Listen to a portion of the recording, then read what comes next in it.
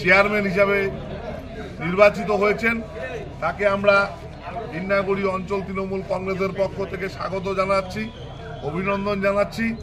উনি যাতে এইভাবেই আমাদের জলপাইগুড়ি জেলা তৃণমূল কংগ্রেসের মাথা হয়ে আমাদের তৃণমূল কংগ্রেসের পাশে থাকে এবং আগামীতে যে বিধানসভা নির্বাচন হতে যাচ্ছে পুনরায় বিধায়ক নির্বাচিত হয়ে রাজগঞ্জ তথা জলপাইগুড়ি এলাকার উন্নয়নের প্রধান সেনাপতি হিসাবে দাঁড়ায়।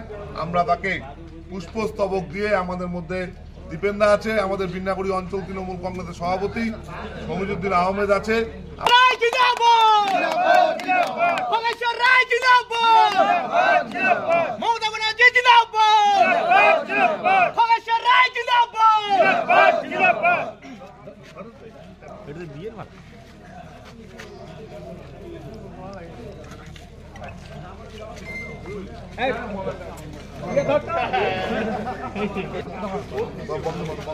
বন্দে মাতরম, বন্দে মাতরম, বন্দে মাতরম, বন্দে মাতরম, বন্দে মাতরম, বন্দে মাতরম।